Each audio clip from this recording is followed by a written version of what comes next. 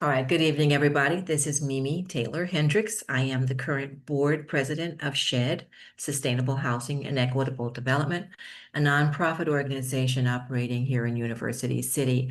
Our goal is to basically assist seniors, disabled, and veterans with minor exterior home issues that they have, where they can no longer either financially or physically take care of the issues themselves.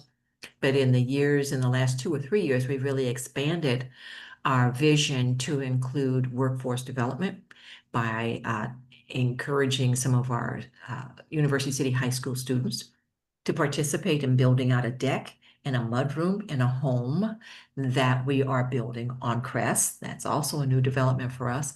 That home should be on the market probably the end of June or the first week or so of July. That must be sold to a low to moderate income family because of the funding we received from the county home program, which is part of the federal HUD program. So in addition to that, we have an education branch, and you are witnessing that tonight. This is our home buyer education series. We've been putting together 4 different topics a year. This is our third year that we've been involved with that. And of course, the major activity is always held in April. It was held on April 26th. We had our housing fair, where we invited a lot of financial institutions to come with their various products and knowledge, and also realtors and any other organization that helps homeowners in the area to come and be present. And we had a very nice turnout for that on April 26th.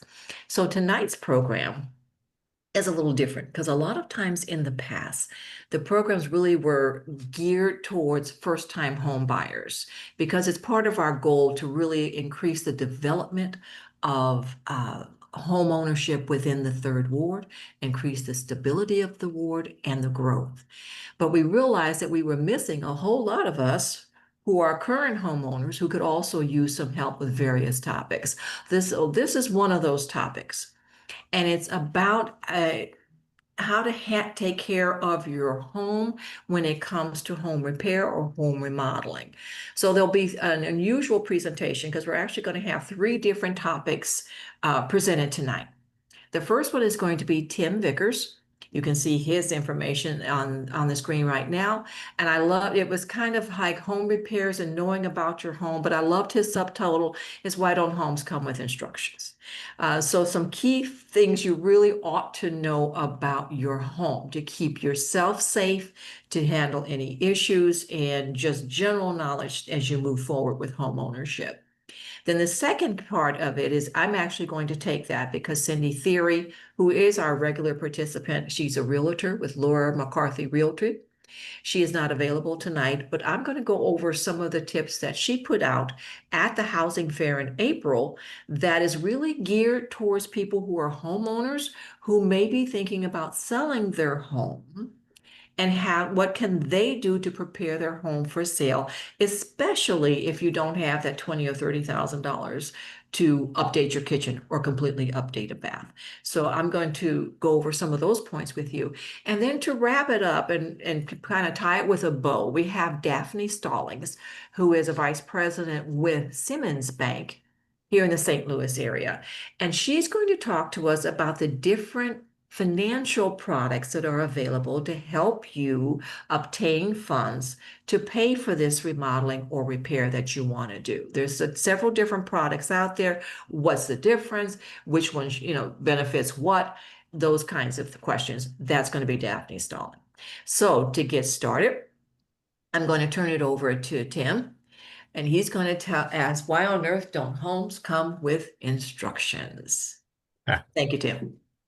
well, good evening, everybody. I'm Tim Vickers. I'm a local handyman in University City. I've been working here as a handyman for about 5 years, and I've worked on a lot of new city homes, both modern, small, old, etc. Mhm. So, what I'm going to talk about today is how the homes around here are constructed, and then talk about the various home systems, focusing mostly on safety and looking after yourself and your home, making sure nothing goes catastrophically wrong. I'm going to work down in kind of order of danger. So working from gas to your electrical system, then your water supply, and finishing up with wastewater. Um, I'm not going to talk about structural spackle, which is the thing I'm showing on the right there, which is a I've only ever seen it once, and this ceiling fan seemed to be held in by mostly plasterwork.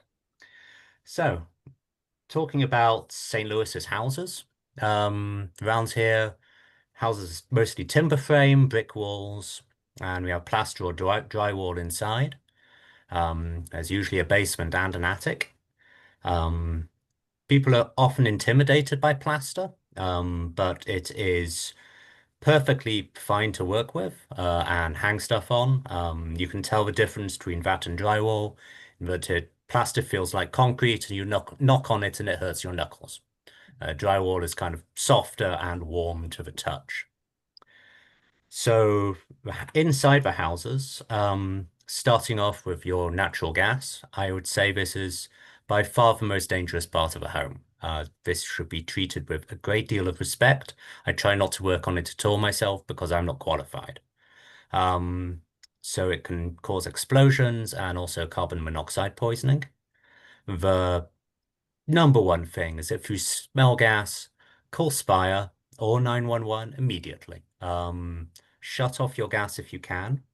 The gas shut-off valves shown just next to your gas meter usually need a wrench to be turned, and it has a little tab which goes straight up and down the pipe when it's open, but across the pipe when it's closed. Um, you don't have to shut off the gas if you don't know how to do it. The most important thing is just get out the house, open the windows, call Spire, and they will come and deal with it, or the firefighters. Mhm. Um, the other thing to be aware of is carbon monoxide. So that comes from gas burning not incompletely with not enough air. So usually you get full combustion, carbon dioxide, what we breathe out, perfectly harmless. But carbon monoxide, if you air supply is restricted to an appliance, you get sooty marks and yellow flames. There is no smell. There is nothing which you can pick up. You can get sleepy. You can get bad headaches. But often the first thing you see is somebody dying. It is a very serious problem. The best way to detect it is with a carbon monoxide detector, a bit like a smoke alarm. They are pretty cheap. They last for about 10 years. You just plug them in or put them with a battery close to any appliance burning gas. So I have one in my basement and I have one in my living room next to my gas fire. Um, Great investment because it might save your life. So a second system, second most dangerous, I would say, is your electrical system. The two problems here are electrical shock and electrical fires. A lot of fires are caused by electrical faults. There was a house down the street from me when I lived on Corbett, and there was an electrical fire, and sadly, several people died. It was as I remember, a space heater got knocked over, and it was, yeah, middle of winter. So to avoid shocks, you don't use damaged electrical appliances. If casing is cracked, if the wire is frayed, please just don't use it. Get it repaired or replace it.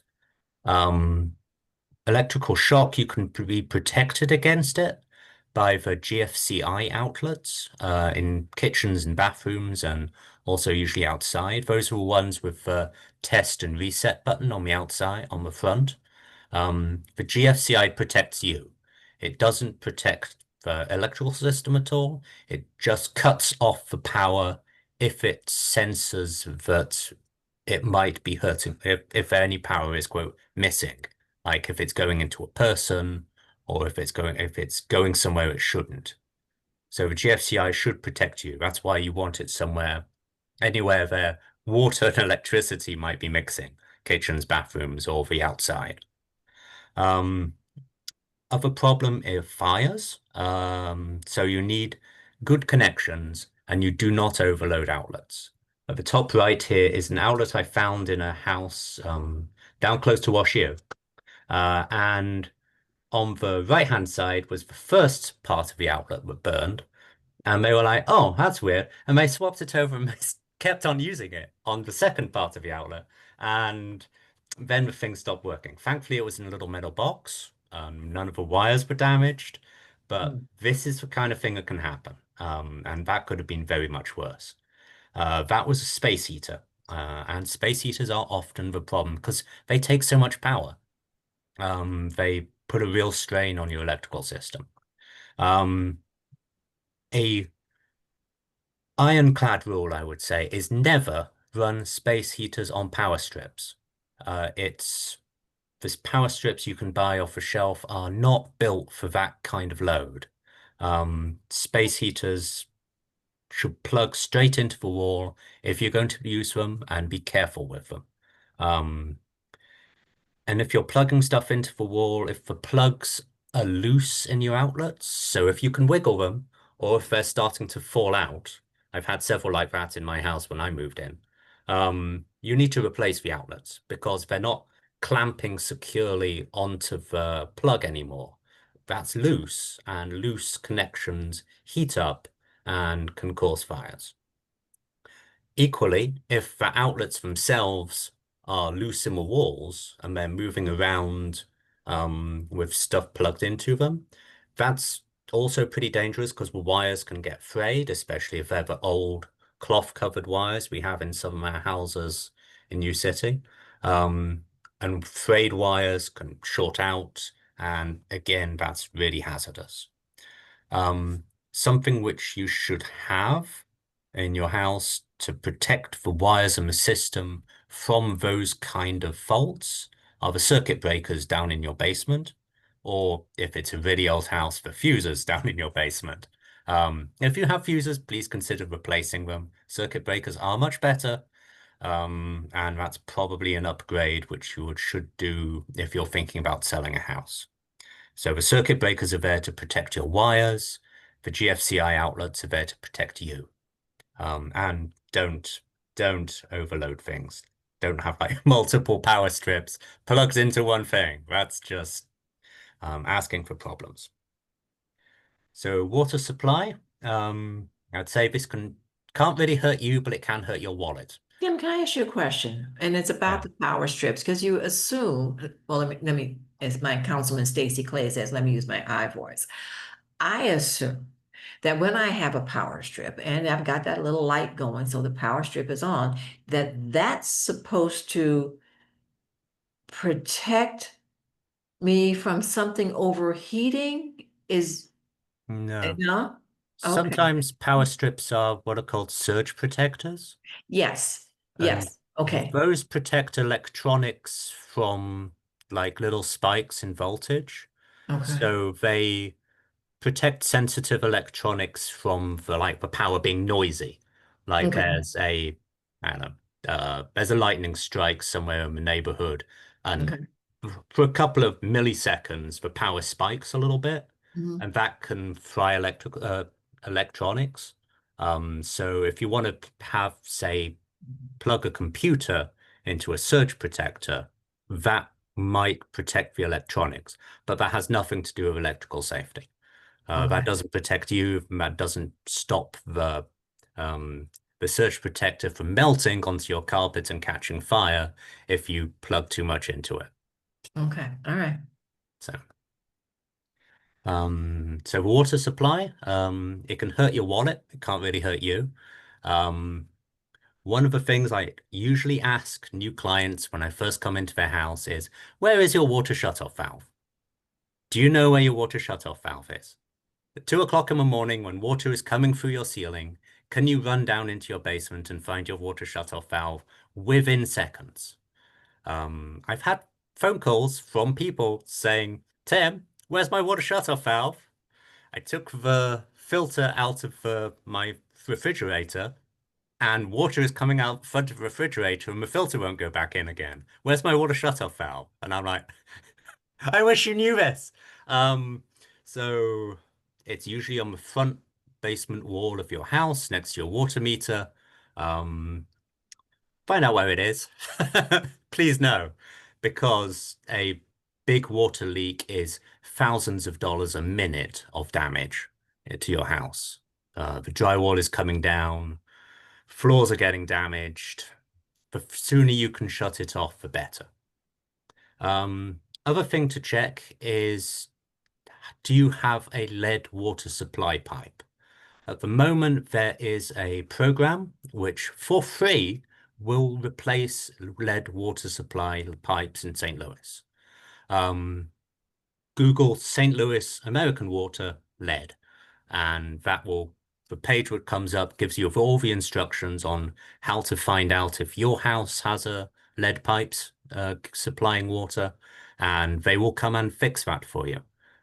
It's a wonderful program. I wish more people knew about it. Can we have a moment here, Tim? Susan Yeah. Armstrong, homeowner. My lead pipe was replaced. I'm on Pershing, house built in 1915, and they replaced it all the way into my house. So they pulled the entire lead pipe out, gave me a 1-inch diameter copper pipe, and tied it into my house. The plumber came in and tied it in. It was wonderful. And then they tested the water at the outside faucet for lead, and there was no lead, so it passed. Beside the trench digging in the front yard, I thought it was a very good experience. Yeah, yeah. Please, everybody check. It's like there's no reason to have lead pipes anymore. Is there Very a bad. different color? I mean, can we easily see if our pipe is lead? What did they, like you said, Susan replaced it with copper? So I can tell the difference between copper and lead. Yeah. I can see that, Right. okay? And you know what, Okay. Mimi, this entire state of Missouri is trying to do a lead pipe replacement. And I'll Yeah. put a link, so they're educating the water users on how to identify a lead pipe. So I'll find Okay. that Yeah, if you put it in the and chat. put it in the chat. Yep, it's a Okay, real, thank you. like, put a And magnet on it, et cetera. you shouldn't have to do this. It's like they have records and you can look it up on a map with that website you can Okay. find.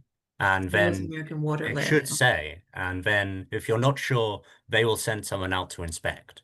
So Okay, got it. What's the cost in that? Catherine, what did you say? What is the cost through American Water to replace your pipes? I believe it was from infrastructure funding from a previous government. So it's Yeah. not going on the water bills. It's a federal program. But there's The no cost American, come into it's your a, house? No cost to you. Okay. it's ARPA money, American Resource. Fantastic. Yeah. Okay. Okay. Fantastic. Okay, so other thing is that if you have, say, a smaller appliance leaking, often there are shut-off valves on the pipes leading to fixtures. So you may not have to shut off all of your water.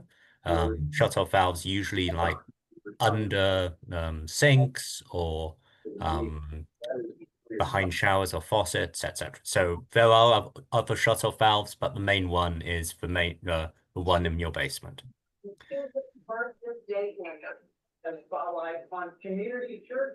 Catherine, did you have a question? Because I could hear something, but I'm not hearing what you're saying. No, the only Yes. other question I have is, about plumbing in general. When you have those pipes, those PVC pipes or whatever they call those white pipes, and Right. crack, uh, who covers that? I mean, the plumbing, I mean, the repair of the crack in, let's say, one of those pipes. Do you have to, I do have a home warranty, but do they cover that, replacing that? Could they? It probably depends on your home warranty, and they do not have a very good reputation. They Oh, seem no. to employ cheap people and try to weasel out as much as possible. They're Right. like what health insurance used to be like. So yeah, I don't know. It would kind of depend. Okay. Oh my God. So are you say you're a handyman in Yeah. University City. Are you, you have a business card or something? Um, Are you, I have more than enough work right now, so oh, okay, I am booked for okay, several weeks, so I'm not really taking on any new clients at the moment. okay, Okay, I know, get on. So okay.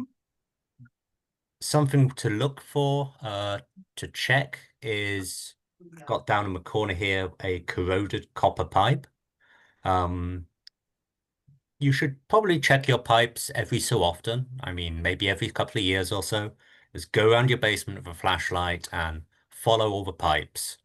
If there's anything with this kind of like green crusty stuff, white crusty stuff, Mhm. rust, if one bit of a pipe doesn't look like the rest of the pipe, maybe have someone come and check it out, because that after a while this pipe here will fail, and then suddenly you have a flood in your hands, and it could easily have been prevented. The other seasonal advice, I try to get people to do this every year, is um, when water freezes, it expands and that can bust pipes apart. So outside faucets are particularly bad for that. So you shut off the water to the outside faucet using the shut-off valve in your basement. You disconnect the hoses, which are connected to the faucet, and then you drain the water out of the faucet by opening the faucet up. So if you shut off the water and leave your hose connected to it, the faucet is still full of water, and that will freeze and may burst a pipe inside a wall. So disconnect the hoses, drain the water, as well as shutting off the water to the faucet. Last thing to talk about are drains and wastewater. So I had a block in my basement a couple of weeks ago, and it's caused by tree roots, and it happens every so often. So those are the things you can't really control. It's not a home maintenance issue. You just gotta have it cabled every so often, or maybe even have the pipes lined. That's expensive. But also there are blocks which are caused by you. And I would say flushable wet wipes. Down in the corner there, you can see the difference between putting a wet wipe into some water and stirring it for a couple of seconds, and putting some toilet paper in some water and stirring it for a couple of seconds. Toilet paper falls apart. Wet wipes don't. Um, Well, how do they, then why are they permitted to put on the package that it's flushable? I mean, just simply I because would it can go down the toilet, but I think, will yeah, not be as salty? I like to tell people, it's like wet wipes are flushable like golf balls are flushable. They will go down. But um Oh my gosh. I don't know why they're allowed to say that. Makes my plumbers so much money. Um Too much food scraps, another thing which clogs up, especially kitchen drains. Mm. Um I would say your garbage disposal is not magic. Um Use lots of water and not too much solids. Um, I One I remember most, and I think I told you about that previously, Mimi, was the lady who had finished making several pounds of quince jam, and she fed all of the remains of the quinces down the garbage disposal, and then had to call me to unplug the main kitchen drain, which was now full of chewed up uh, And everything. Oh my oh, God. food remains. It Mm. was, yeah, it's got to go down the pipe, but not too much, and water to help it go down. Um, and speaking from my experience, if your drains do back up, the water will come out of the lowest drain in your house, which is probably your basement floor drain. So don't keep anything you care about next to the basement floor drain, because that might get really nasty water on it if you're unfortunate. Now, what about, because they say not to put hot oil or grease left over from frying Oh, or something like yes. that down your drain, but if you put a little bit of dish soap and a lot of hot water, are we Yeah. okay or no? So don't pour grease down the drain. That's hot or cold. Any kind of oil, it's not going to go away. It will float on top of the water, and block the drain. Or Worse would be hot fat, which would then solidify on the inside of the pipes, and that's a whole mess. So yeah, if you have a little bit of oil and you mix it with dish soap so that it's all mixed in, that's okay. But it's easier to either pat the oil off or the grease off with some paper towels, put it in the Alright. trash, Mhm. or I remember my parents having a little can, and when you're finished, you pour the grease into the can, and then Mhm. eventually you throw the can away. That's probably a much better option. Yeah, grease doesn't go down the drain. Water goes down the drain. Okay. Gutters are they often here go into your wastewater system. I know the city is trying to slowly move people away from that. Um, but my gutters in my house go into my drains. Um, and stuff comes off the roof and goes down the drains, which isn't great. Um, but gutters, you need to clean them. I have big several large trees around my house, so I clean my gutters probably twice a year, because otherwise they stop working. And I check for my gutters every so often when it's raining heavily. I go out with an umbrella and I see if any of the gutters are overflowing. Because often people say, I have water in my basement, and they call a basement waterproofing company and they sell them many thousands of dollars of sealing products to go on the inside of the basement. And the problem is on the outside of the basement because the gutters are overflowing, and then water is right by the house and not being taken away, and then you have a wet basement. Also can cause damage to your fascia boards, cause rot. So it's pretty easy to have your gutters cleaned or do it yourself if you have a ladder, but be careful on ladders. Yeah. Ladders are dangerous. So yeah, clean the gutters. So, closing up, things to remember. Gas, dangerous, leaks, carbon monoxide, get out the house, carbon monoxide detectors. Electrics, don't overload outlets. Be careful with your space heaters. Water, where is your water shutoff valve? Do you know where your water shutoff valve is? Please find your water shutoff valve. And drains, don't use wet wipes, no grease, and be careful what you put down them. Okay. All right. All right. Thanks, Tim. Any other quick questions before we move on to the next topic? Because I'm going to jump in here with a couple of ideas that Cindy Thierry gave us about how to prepare your home. Um, just some things that you can do to address your home to get it ready to sell, but it also is kind of just good information as I'm thinking about, spring cleaning, or if I'm thinking about updating things in my home, or, we've been in our home for 42 years here in the third ward of University City. And when it's a two-floor home, and the stairs are kind of becoming a little bit of a concern. So maybe within the next few years, we may be thinking about moving, selling the home, moving to some kind of a single level home. So as I look around my home, I'm beginning to think about not only what I may want to refresh or update or things of that nature, but keeping in the back of my mind that whatever I do, I might want to do with the thought of, is this going to help my home sell, or is it going to hurt? So that I don't have to do things twice. So going over some of the ideas that Cindy brought up at our housing fair, and we do it every April, the end of April, here in University City. These were some of the things that she brought up, because it's, again, everybody knows that kitchens and baths sell homes.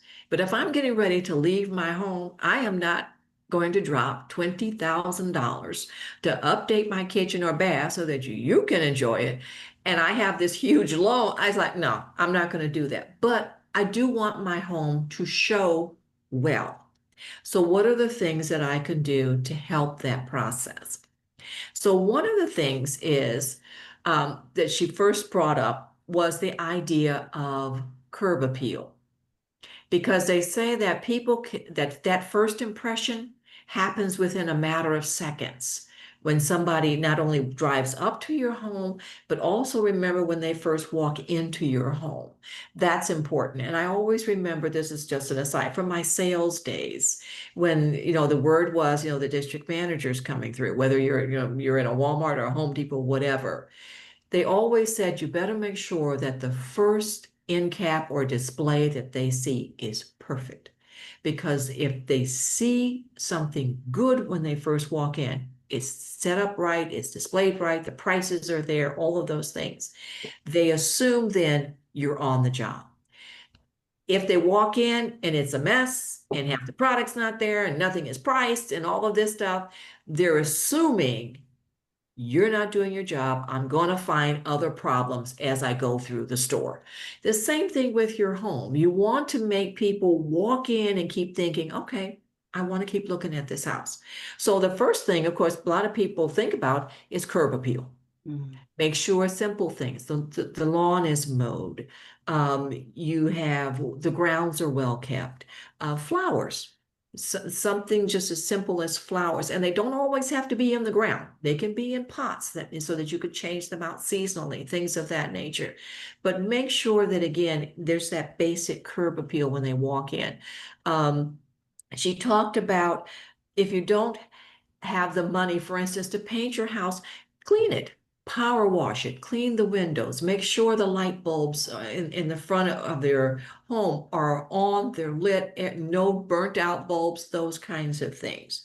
So and you can do these little things while you're waiting to do larger things, because you may have to save up to do a larger something, but you can do some smaller things now that can help you move towards a successful outcome. So if you can't paint right now, power wash. Replace those burned out light bulbs, those kinds of things. Again, so that the first impression is a good impression. Declutter. That's my biggest fear. Every time I hear someone saying they're moving, it just strikes panic in my heart. Because and I'm actually at that point now that I'm really thinking about that, and it drives me nuts. I mean, all the clothes, all the big, because I have grandchildren in the city. So, I mean, all these toys, all the clothes, all the stuff that's in the basement. It's gonna take months to really go through and carefully declutter all of this stuff. But you have to declutter, donate, throw away, and what are you going to keep? Depersonalize. That seems to be a big thing too. So remove all of the family photos about your family and all of that kind of thing. It has to be a neutral kind of a setting where people can envision themselves being in the home instead of someone else. So they're walking around looking at more blank walls saying, oh, I could put pictures there, or I could put a piece of furniture up against that wall, instead of worrying about all the furniture and the heavy drapes and all the plants you have, those kinds of things. So declutter and depersonalize the home as much as possible. Paint is something that we're going to be looking at. And I was told by my son-in-law, Ma, neutral, light colors. Now, I don't have dark colors in my home at all, but it's like, no, everything gets painted the same color. All your woodwork, frames, doors, windows, molding, everything, bright white, neutral and bright, so that it gives the appearance of something not only being inviting, but also clean. So that's going to be a big thing that I will have to be doing. And then another point with that, I just said, clean. Wipe down the walls, wipe down the doors, wipe down the moldings, wipe down your cabinets. Just get a good basic cleaning in the home as well. Because people, they know you've lived there, but they want to have a sense that the home has been maintained, so that it makes sure it's clean. The entryway, because of that first impression, should be inviting. Do something about that. Simple, uncluttered, they can move around, not a lot of things bumping up to against one another. Let them see the flow and how they would move through the home. And again, simple things. Cindy talked about, people, like hanging out in the basement, but they didn't have a lot of money to do a big basement remodel. They cleaned, they painted the floor, They painted the ceiling, they put down a rug and some furniture and a TV, and that's it. And it works. They can see past, some of the things, but if it's clean and organized and it flows, that seems to be important to them. So those were some of the ideas that Cindy gave as to what we can do when we don't have tons of money to put in remodeling or updating our home. So now I'd like to ask the next question to Miss Daphne Stallings with Simmons Bank. How do I pay for this?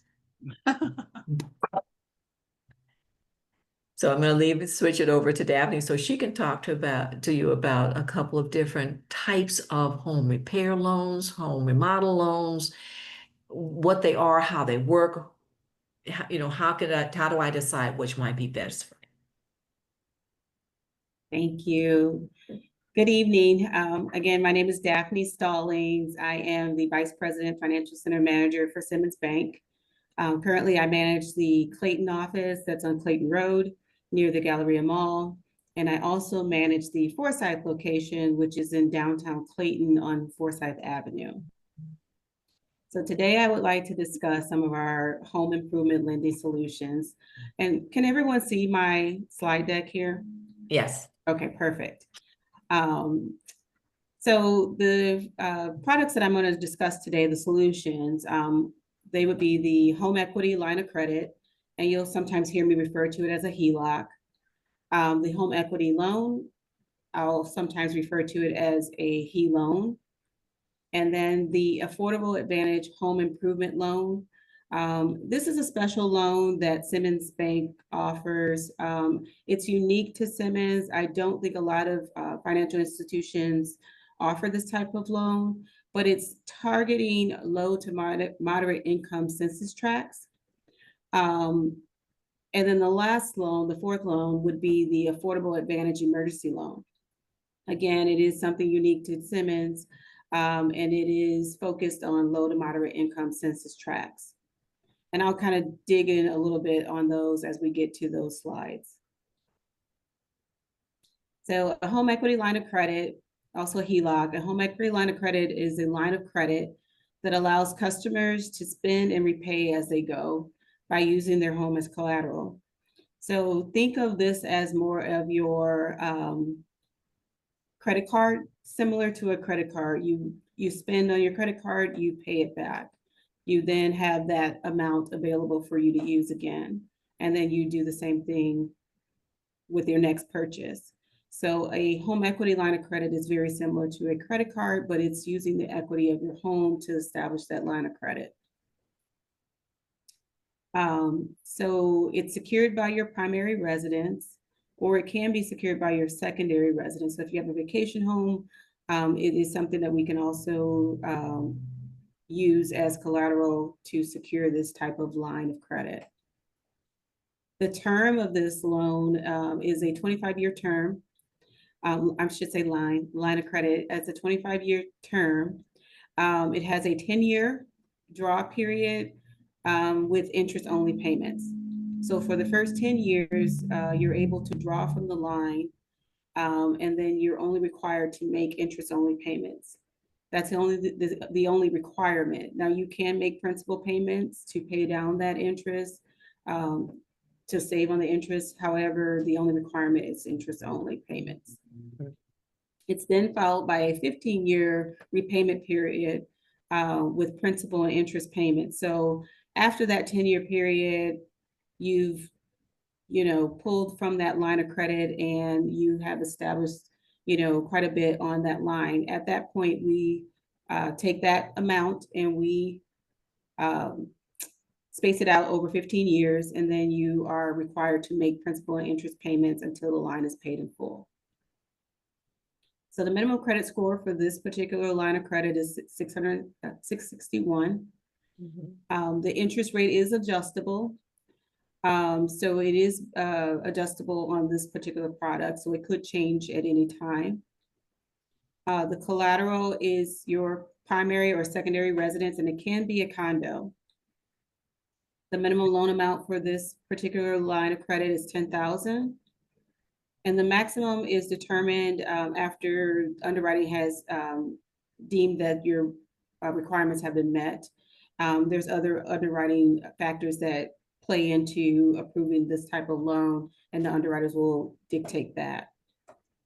The loan to value is up to 80%. So up to 80%, I'll give an example. If your value, your appraised value that we get back for the loan, for your property is $100,000, we can go up to 80%. So we can go up to $80,000 that we can lend you. However, if you have a first mortgage on your home, so say you have a $20,000 mortgage on your home, we would subtract that from the $80,000. So the maximum amount we would be able to lend would be $60,000 in that scenario. If you own your home free and clear, then the 80%, we could go up to the full 80%. Closing costs, for any line of credit that is established under $250,000, there aren't any closing costs for the customer. So anything over $250,000, there are closing costs. There aren't any loan fees for anything under $250,000. However, again, there is a $250 loan fee for any line of credit that's established over $250,000. With all HELOCs, there is an annual fee of $60. So every year you're charged $60 whether you've used the line or not. But that's just to keep the line active and that it's available to you for those 10 years that you have for your draw period. There aren't any prepayment penalties for paying off the loan in full. However, there is a fee if you close the line of credit in less than 3 years. So as long as you keep the line for 3 years, there aren't any penalties. But if you do close the line before the 3 years is up, you are charged a fee for that up to $500. I'll go to the next one.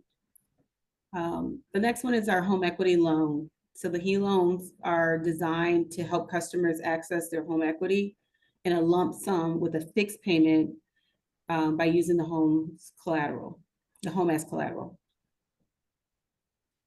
So on this particular product, it can be secured by the customer's primary and secondary home again. So it'll be put in first or second position on the mortgage. The term is 1 to 15 years. So the customer can choose which term they want. I recommend customers taking full advantage of the 15-year term to keep the payments low. It gives you some flexibility. There aren't any prepayment penalties on this, so you would be able to pay down extra if you needed to get that payment, get that principal down. However, you're only obligated to pay whatever the monthly payment is established. So if that's meaning you're going to pay it off in 5 years and you do so by making extra payments, you certainly could do that. The minimum score for this, credit score for this will be 661 as well. Now on this one, the fixed interest rate is fixed. So it's fixed at the time of the application. So the day that the application is taken, the rate that you're offered at that time, it will never change on this particular loan. The collateral could be the owner occupied first or second home, and it can be a condo. The minimum credit score again is, minimum amount for this would be $10,000. The maximum again is defined by the underwriters once all the underwriting requirements have been met. The loan to value is a little bit higher on this one. We're looking at 89%. So given that same scenario, your appraisal comes back at $100,000, we can go up to $89,000. However, you owe $20,000 on your first mortgage, we would subtract that from the 89. So the maximum loan, that you would be able to get would be $69,000. Closing costs. On this particular product, the customer is responsible for all closing costs for this particular product. Now, the closing costs can be paid in cash at closing, or it can be financed and taken out of the proceeds of the loan. There is a $250 loan origination fee, and then the payments are set up monthly payments due based on the term that was selected. Daphne, I think Kevin asked a question. Oh, I'm Give us the sorry. range, give us, in the chat, give us the range of what interest rates might be. And again, it depends on the value of the home, and there's a lot of factors in there. Yeah, so there are a lot of factors to Range. take in consideration, and if I can we discuss that at the end, and I can kind of go Sure. through that a little bit. It's a little bit more complicated than just giving you a rate. It's Okay. so I can kind of go through that as we get to the end Okay. of the slide deck, if that's okay, Kevin. Yeah. And I'm sorry, I didn't see that. So moving on to the third option would be the solutions for low to moderate income census tracts. So that would be our Affordable Advantage Home Improvement Loan. So this one is focused on low to moderate income census tracts. And with that, like I said, not a lot of banks do offer this type of loan, but we have really made an effort to try to make sure that we are able to service customers wherever they live in the community. So the terms for this product are right now it's 36 to 84 months, and it's fully amortized for those terms. The minimum credit score, as you can see, has been lowered to 575. And that's to help with those areas that are in the low to moderate income areas, because a lot of times you may see some credit blemishes that would force that credit score down a little bit lower. So we've actually lowered that credit score requirement to 575. The interest rate is fixed at the time of the application, and then the interest rate can be reduced by 0.25% if auto payments are set up with a Simmons Bank checking account. On this particular product, it can only be the primary residence used as collateral, so it can't be a secondary home. And it has to be located in a low to moderate income census tract, but we can use it, make this loan for a condo. The minimum loan amount is lowered on this particular product. It's $5,000, and the maximum amount is established at $20,000. So back to that example again, if we use that example of $100,000 that the home is appraised for, and the customer still owes $20,000, there is quite a bit of equity left there for them to use. However, with this particular product, the maximum that they could get would be $20,000. So there may be a reason that we may choose this product over the other one, or we may go to one of the other solutions to help this particular customer in that scenario. So the loan value is up to 90% on this particular product. And then the customer does pay all the closing costs. Again, can be paid in cash, or it can be financed, taken out of the proceeds. There is an origination fee on this particular product of 0.5%. And then the payments are monthly based on the term that's selected. The terms for this particular product are based on the amounts that the customer borrows. So it may not be for the lower amounts, just for example, anywhere from $5,000 to $7,500, the term is 36 months. From 75 to 10,000, it's 48 months. So it goes up from, it starts at 36 months and it goes up to 84 months for the $20,000. So I kind of did a little comparison so you can kind of see the differences between the products. If you look at the HELOC and the HELoan, the minimums are the same. The only difference in the affordable, it is lower to $5,000. Credit score on the HELOC and HELoan are the same. The minimum for the affordable advantage is 575. You can also see the fees. There aren't any fees associated with a HELOC under $250,000. However, over $250,000, you are charged all of the closing costs. The customer pays all the closing costs on the HELoan and the affordable advantage. And then the interest rates are fixed on the affordable advantage and HELoan, I'm sorry. However, on the HELOC, it is an adjustable rate. I'm just going to skip down towards the bottom. So some of the things that HELOCs are good for, it's flexible. So you only pay on what you're using. So if you have a project, a small project or a big project, or you're doing some debt consolidation, it's good for that. I do a ton of HELOCs for customers who have 7, 8, 10, $1,000 in credit card debt. Well, they can pay off credit cards at a lower interest rate versus paying the 25 to 30, 35% on the credit cards that they have. It also is just a safety net. It could be just in case, if you ever needed to pay for something, repairs, and it doesn't always have to be for the home, but it is designed for the home. However, I've had customers write a check from their HELOC to purchase a car because they needed it right then and there, and they didn't have time to go through the underwriting process. And then later they refinance it to get an auto loan. So it's a quick way, it's there for you to use. And it just gives you peace of mind knowing that you have that available to you at all times. The HE loan, some of the things that it's good for, I would say could be also some of the same things, the consolidation, major projects. I would say that I don't particularly use the HE loan a ton for, it just depends on the customer situation. So if the customer has a fixed amount that they are going to be using or a bill that's a sizable amount, they may choose to use a HE loan. I've done that with a consolidation before, where the customer had thousands of dollars in credit card debt. They also had some tax bills that they needed to pay, things like that. And they've used that for one lump sum and to pay it off in set payments over the 15-year period.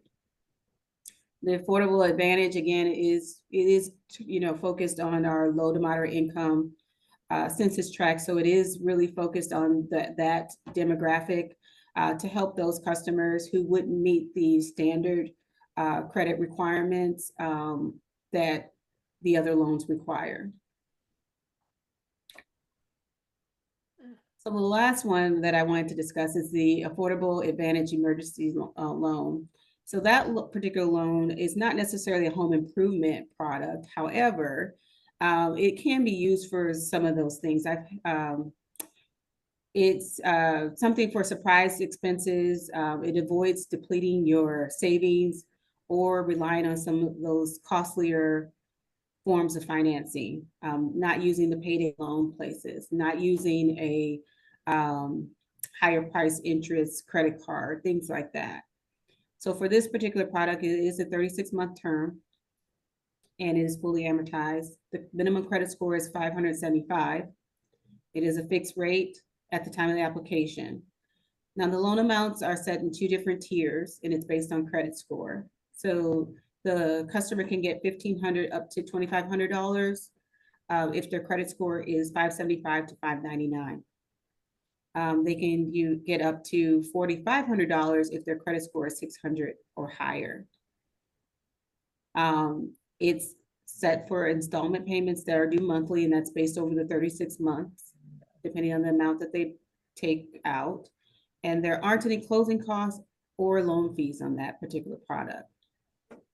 So the qualifications for this particular loan, you do need to reside in a low to moderate income census tract, or they have added a second qualification that you are able, if your income is less than 80% of the median family income, and that's based on HUD limits, you can qualify for this loan even if you don't live in a low to moderate income census tract.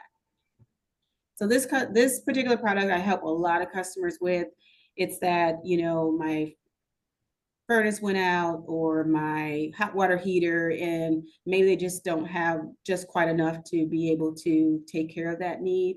I've also had this product used for down payment for a car. Recently, I've had another customer who had a 25% interest rate on another loan that he had for $2,500, and we used this loan to pay it off at a cheaper rate. So when I go through this process with my customers, there are some documents that we require as a bank.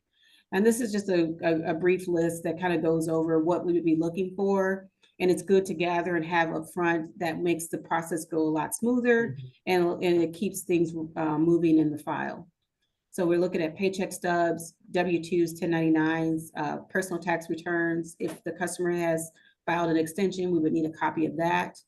If they are no longer working, maybe they get pension or Social Security or disability, we would just need those award letters. Some people have child support, alimony, and we would accept that as forms of income as well. We just need the documentation to support it. If we're looking to move forward with a home equity product, then we would be looking at more so needing a mortgage statement. We would need a deed of trust, warranty deed, copy of homeowners association statement, and that's if it's applicable, and then homeowners insurance. Now, there may be other things that the underwriters will require, but this will kind of get you started with the process and kind of help us kind of guide the process to keep the file moving so that we can turn the loan around very quickly.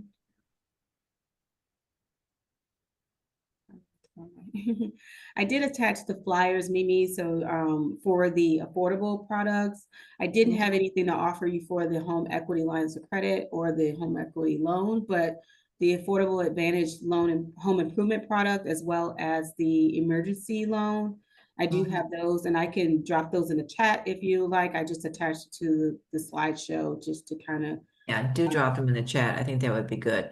Okay. Tell me about, so we wanted to come back and talk about interest rates. Sure. And somebody, I'm gonna try to grab the other question that just showed up in the chat. But how do I know if I'm in a, hello, get that out of the way. How do I know if I'm in a low to moderate income census tract? Yeah, so we do have a source that we use to track to determine if the customer meets those qualifications. It is the census tract. It gives us the geocoding. So it's a part of the geocoding system. I can also drop that in the chat. It's not very user friendly, so I'm not sure if it'd be helpful to customers, but if someone wanted to reach out to me, they can give me their address. I can go in there and figure out if they meet that qualification, and we can see if they qualify for that particular product. Now, again, so could a person technically be in a low to moderate income census tract? So that's the area where they live, and yet not be low to moderate income? absolutely. So yes. What takes precedence? Yes, so it doesn't matter the qualification for just that particular product. So it's only for those two particular products. Okay, the advantage. Yeah, the advantage Okay. products that really plays a part into the decision on whether they meet that qualification or not. So you could be a millionaire and you could be living in a low to moderate income area and qualify for that particular loan. Now, will that loan be the best product for you? Maybe, maybe not. Depending on where your credit score lies, you know, that may be something, maybe you don't have good, good credit. So maybe you're, you have to have those lower qualifications that will allow you to be able to qualify for a loan. Okay.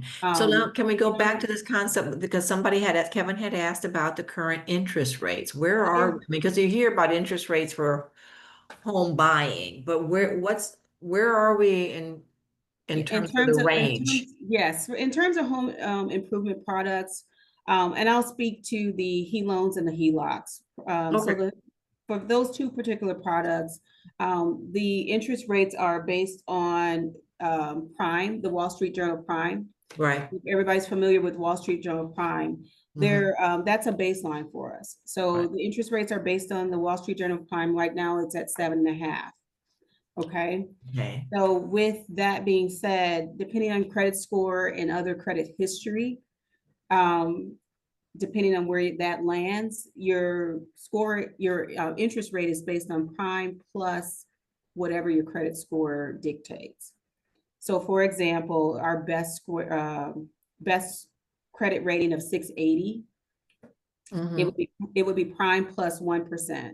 And keep in mind, I put a note on the slideshow that the information I'm providing is subject to change at any time. So if some of our products may change, the requirements may change, the credit score or the interest rates, but I'm just giving you a general idea of, where they're at today, if you were to contact me to apply for a loan.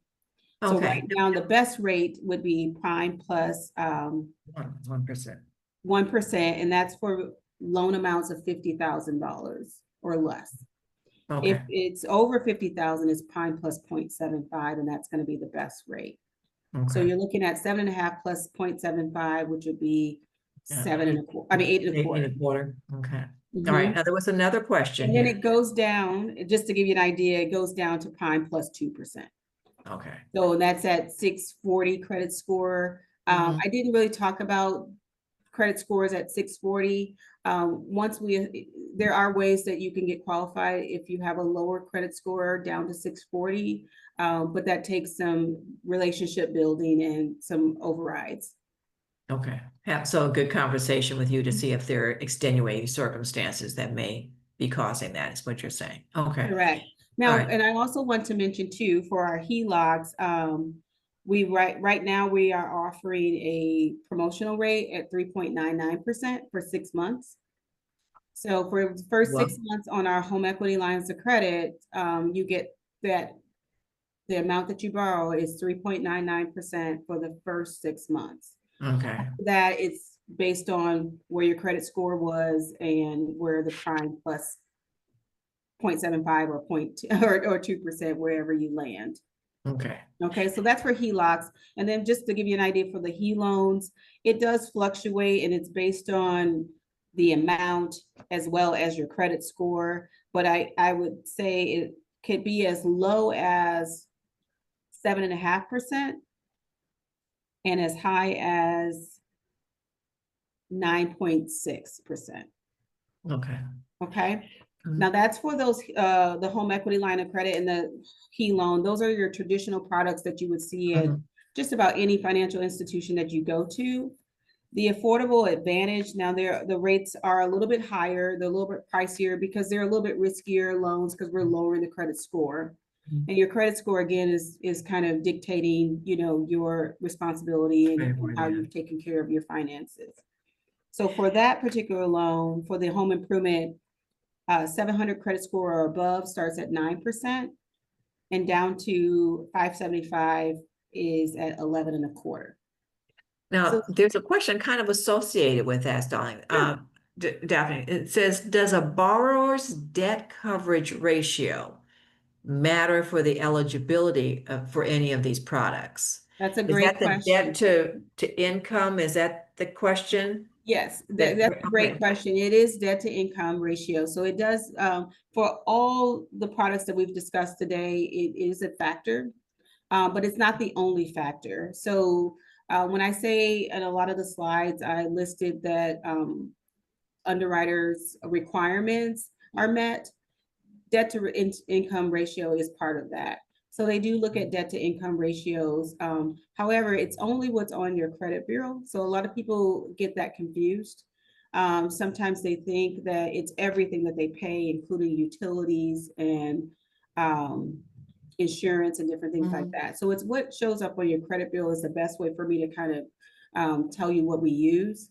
So it's going to be your mortgage, it's going to be your minimum payments on your credit card, not what you pay every month. If you pay $200, but your minimum is only $46, we're only going to take that $46. So they'll look at all those debts and they'll add those up, and then they'll look at your income. So that's your income that from any source of income that you receive, we'll add all that up and they figure out a debt to income ratio. Now, each of the products have a different debt to income ratio that they look at. So the percentage could be different depending on the product, but that's where I come into play. As the expert, I can help guide and figure out the best solution for the customer. Because sometimes going into a HE loan may not be the best solution for the customer. It may be going to a HELOC where we have a lower interest interest payment requirement rather than the principal and interest payment that a HE loan dictates. Okay. Now, Kevin said, just for clarification for him, in his, what combination of credit score and loan amount would qualify, say, for an interest rate of 7.5% for a HELO? That's okay. Yes. Or So would it, given that prime is at 7.5? correct. So it is somewhat complicated, but I will explain that to you. Okay. So there's a couple different scenarios that would qualify for the 7.5. And I'm looking at my rate sheet. So if you see me looking Okay, down, I'm good. looking at my rate sheet here. So for credit scores of 721 or Mhm. above, and then you're only using 65% of the equity in your home, Okay, and your loan amount is less than $75,000 or less, that qualifies for 7.5%. Now, if you're, it's a chart. okay. Kevin, did you get all that? Actually, let me just revise that and I can fix that. So Okay. you could actually extend that through the next tier. So actually 721 credit score, Okay, equity 65% or less, $150,000 or less for the line qualifies for the 7.5%.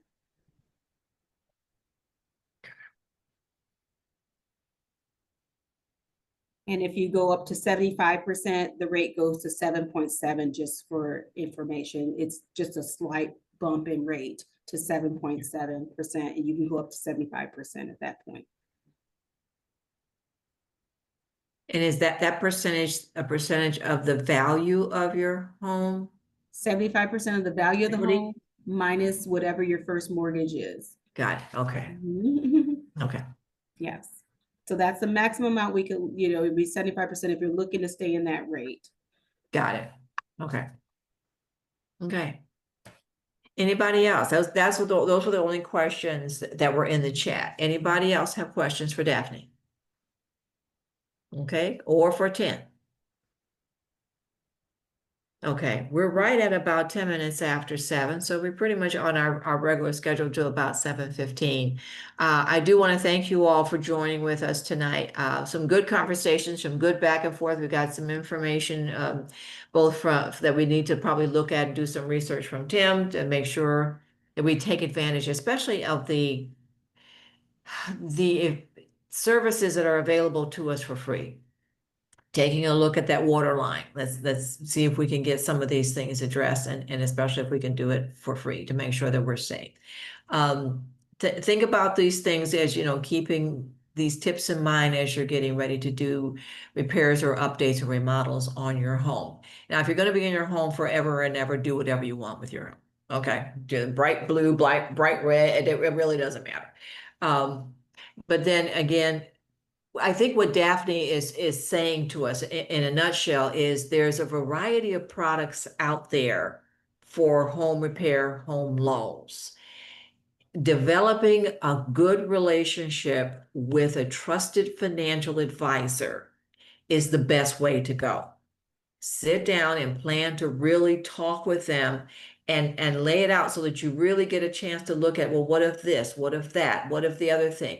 And it's their job to help put you in the best product for you. And you must be comfortable with that product in the end, because you don't want to get yourself into something, we all, debacle of 2008 was people dealing with shady financial people who were not really watching out for you. So have those conversations, and as many conversations as it takes for you to feel comfortable with that. Okay, somebody else said something else. Sorry for all my questions. I have another one. Okay, it's Kevin. Does Tim have any advice on finding a reputable carpenter? And I'm going to move into something real quickly here while you do Unmute answer myself. that question, Tim. Hold on, Next I'm door going is to a great disappear for a second, but I'm here. Go ahead. Next door is a great resource. Can ask other people their advice and what people have done on their homes. Carpenters are quite hard to find. So yeah, ask your neighbors, ask people you know. If people have a good reputation in the community, then that's the person I would go for. Okay. Yeah, and if I had another resource that I was going to give you, but this is more directed for seniors, and that's CORP. It's the County Older Resident Program. They have a list of handymen, contractors, etc., whom they've vetted. So that's one, but they're more geared towards, I say, people 60 years of age or over. But yes, I've gotten some good ones off of Nextdoor, especially when somebody puts on a comment or compliment and then a couple of other people chime in. that really tells you that's a person, first of all, that can be trusted. Because that is one of course, the biggest concerns right now, and especially with Shed dealing with seniors, is they're so afraid of being scammed.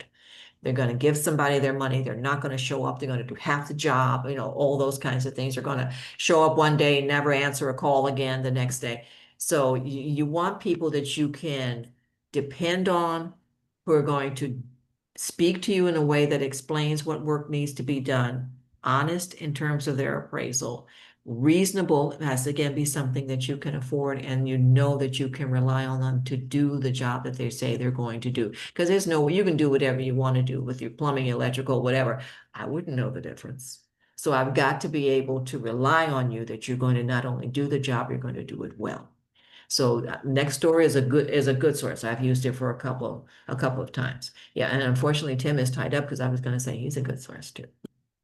But if you need him, I'll give you his information.